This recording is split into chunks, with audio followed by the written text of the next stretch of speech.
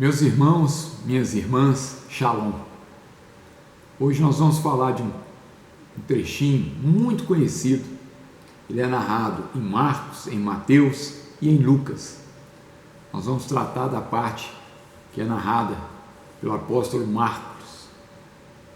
Marcos, no capítulo 10, versículos de 46 a 52, é a história do cego de Jericó. Muitos conhecem. Cada vez que eu leio essa passagem, eu aprendo mais, eu descubro mais dos mistérios que movem a nossa fé, que nos apresenta o nosso Deus como grandioso, como misericordioso, como nosso único e bastante Salvador. Marcos 10, versículo 46 a 52. Depois foram para Jericó.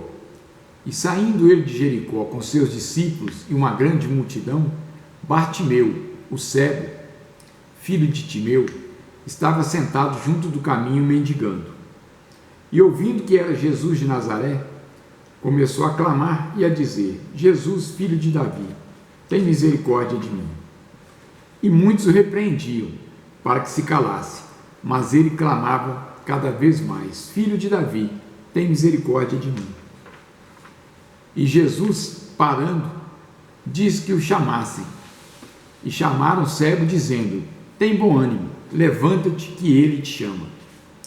E ele, lançando de si a sua capa, levantou-se e foi ter com Jesus.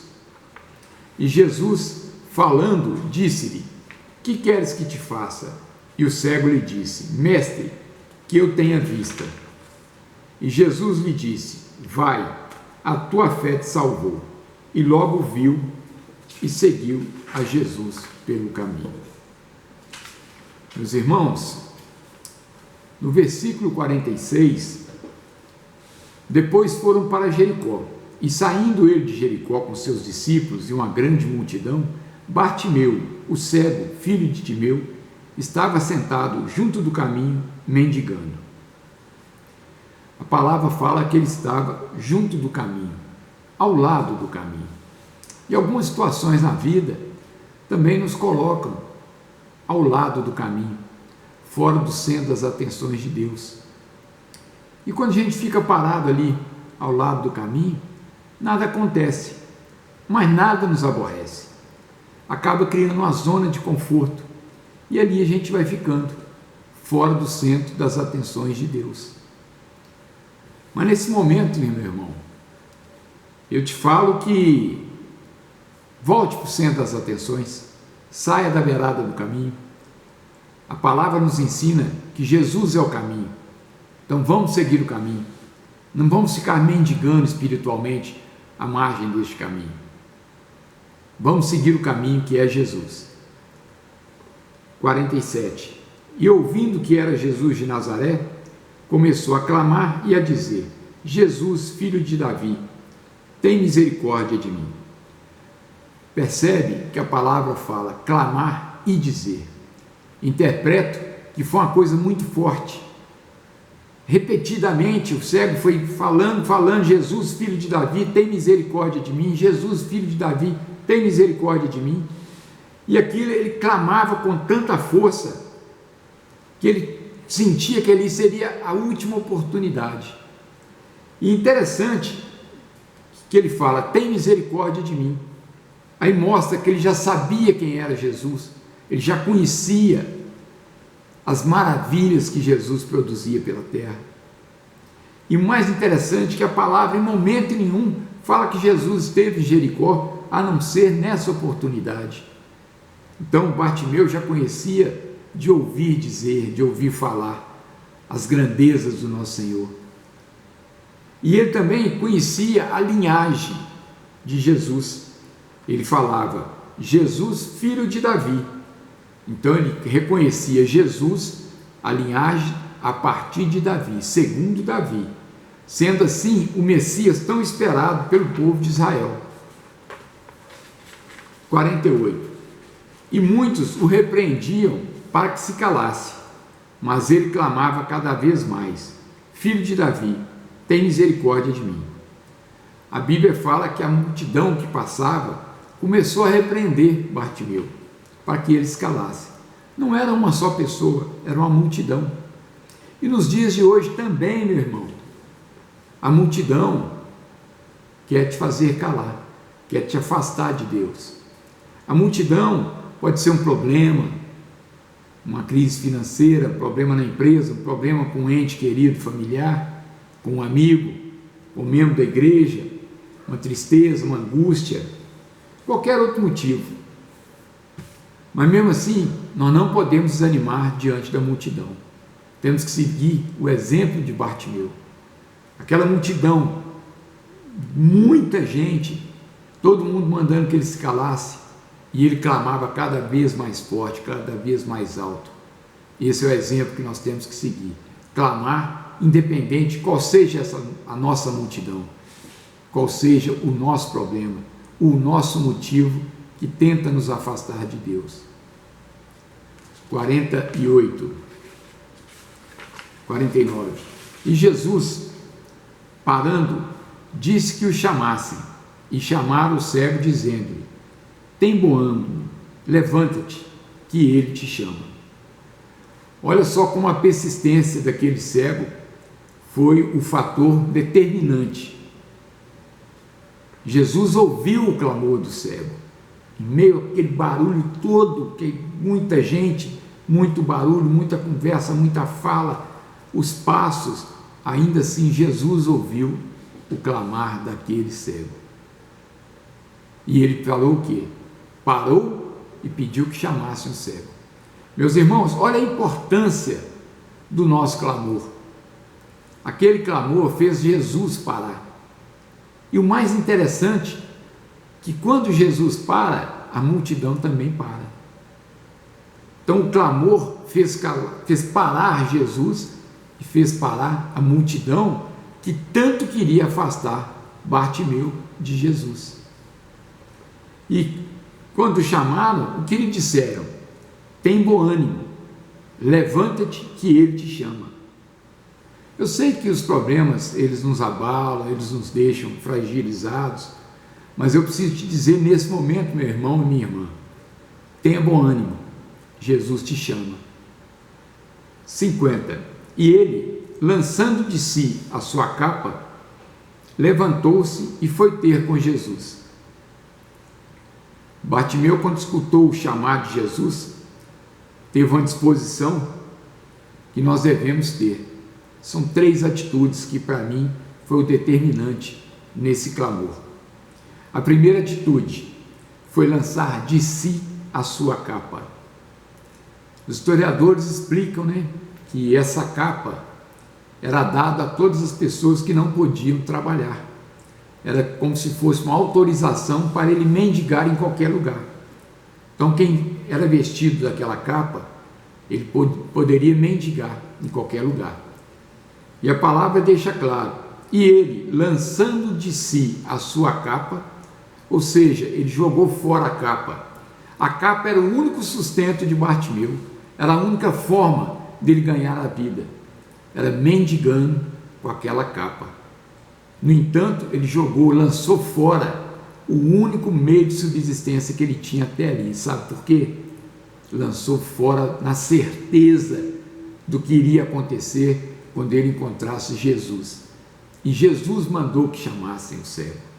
A certeza dele na transformação de sua vida era tamanha que ele não pensou 2 vezes, ele não titubeou. Quantas vezes nossa fé é falha, que a gente pensa, mas e se não der certo? E se não acontecer? Se, meus irmãos, é uma conjunção atrapalhativa, só atrapalha. Nós temos que ter essa certeza do cego Bartimeu. Ele não pensou 2 vezes, lançou fora a capa, jogou fora a sua única fonte de subsistência, na certeza de que sua vida seria transformada. Levantou-se e foi ter com Jesus. A primeira atitude foi lançar fora a sua capa. A sua segunda atitude foi levantar-se.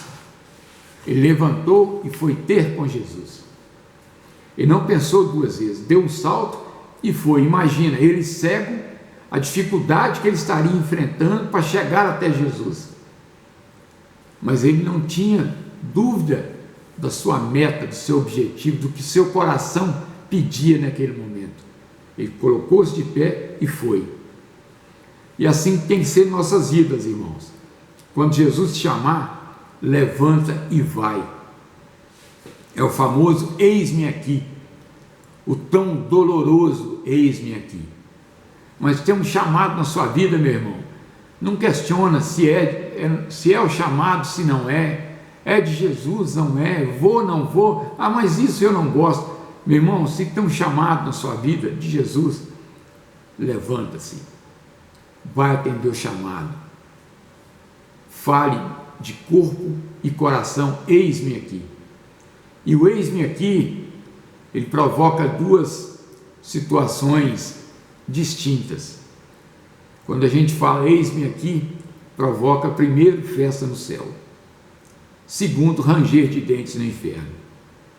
Porque o eis-me aqui, nós estamos nos prontificando para não sermos simplesmente crentes. Nós passamos a ser servos e servindo a Deus, servindo a Jesus, levando a palavra. Com certeza o céu fica em festa, mas o inimigo se revolta. 51. E Jesus falando, disse-lhe: que queres que te faça? E o cego lhe disse: mestre, que eu tenha vista. Essa para mim é a terceira atitude de Bartimeu, foi responder. Quando ele chegou diante de Jesus, primeira coisa foi uma pergunta: que queres que te faça? E ele tinha uma certeza tão grande do que ele queria, que ele respondeu: mestre, que eu tenha vista. Interessante, meus irmãos, que Jesus fala: que queres que te faça? Ele não limitou, ele não condicionou o qual seria o pedido do cego. Ele podia ter pedido riquezas, coisas poderosas que o deixasse em grau de status. Jesus não limitou qual a cura que você quer. Jesus perguntou: o que queres que te faça? E nós temos certeza do poder do nosso Jesus, do poder do Deus que nós servimos. Então ele podia ter pedido qualquer coisa, mas a certeza no seu coração foi objetiva: mestre, que eu tenha vista. E assim que deve ser, meus irmãos. Nós não podemos perder o foco. Assim que nós começamos o nosso clamor, a nossa oração, ela tem que ser objetiva e falar com clareza, porque nós estamos falando com o nosso Pai. Não tem por que ter uma oração rabuscada com muitos termos. Não, vamos ser objetivos, vamos ser direto, como foi Bartimeu. Que queres que te faça? Que eu tenha vista. E outra coisa, meus irmãos, a oração, além de ser objetiva, eu aprendi isso inclusive na advocacia. Quando a gente faz uma petição ao juiz, a gente tem que ser objetivo, bem curto, direto ao assunto. Da mesma forma com Deus, é uma conversa com o nosso Pai. Sejamos objetivos.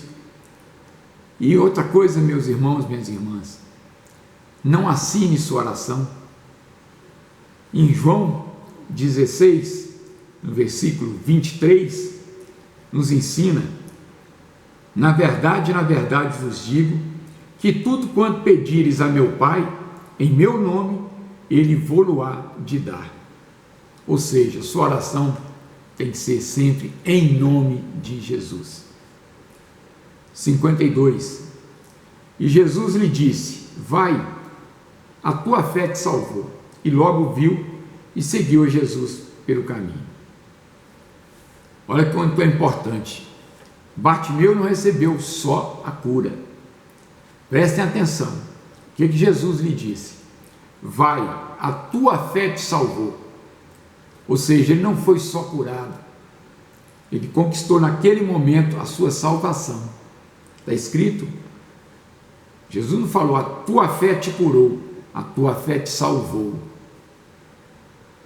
Ele conseguiu aquilo que nós tanto buscamos, que é a salvação. Ele conseguiu a sua salvação. Meus irmãos, e o mais bonito no estudo que eu falo, quando Bartimeu chegou até Jesus, e ele abriu os olhos e viu, a primeira coisa que ele viu foi Jesus. E isso acontece com a gente. Quando a gente tira as escamas dos nossos olhos espirituais, nós vamos sempre enxergar Jesus. Jesus vai estar sempre ali. E nós temos que tirar sempre as escamas dos nossos olhos espirituais, as escamas da enganação, as escamas do pecado, as escamas que os inimigos sempre jogam em nossos olhos, os inimigos de nossas almas, porque sem as escamas nós vamos passar a enxergar a Deus, ao próximo, a nós mesmos e as armadilhas do inimigo. Então, meus irmãos, é muito importante isso. Talvez Jesus esteja passando na frente do seu problema agora, nesse momento, e você não está vendo. E Jesus lhe pergunta agora, nesse momento: o que queres que te faça? Responda, seja objetivo, porque Jesus quer lhe dar vida nova. Até a próxima oportunidade, sintam-se abraçados, graça e paz.